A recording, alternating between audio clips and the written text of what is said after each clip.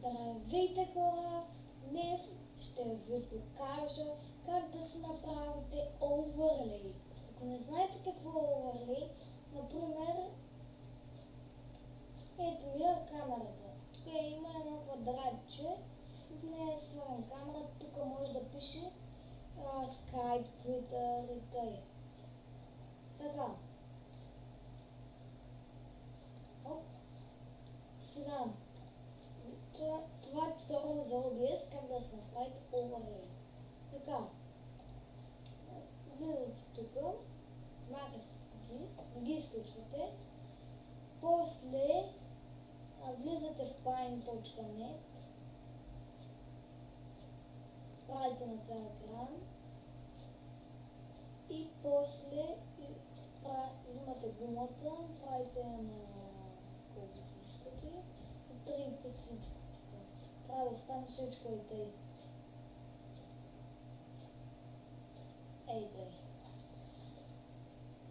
После го връщате. Ей тъй, например, не знам колкото искате.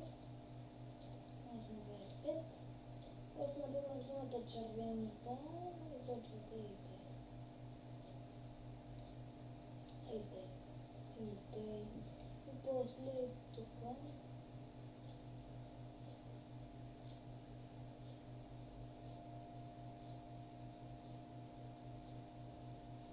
Правим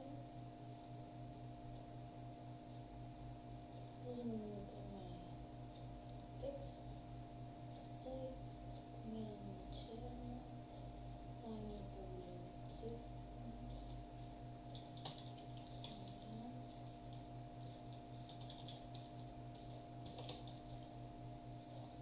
Така, тук може да и Facebook, както искате.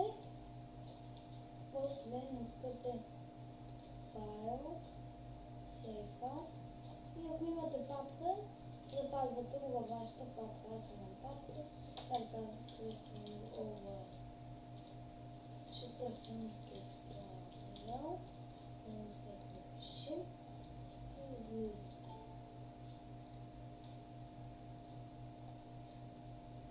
Така, после влизате в OBS и добавяте тъй изображения, хоп, преглед,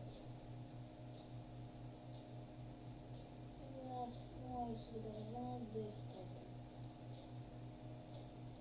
работен плод, папката оверлей, сега се направих, после натискаме туториал, отвори,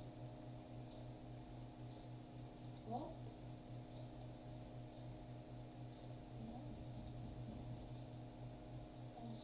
камерата и направим по-малко,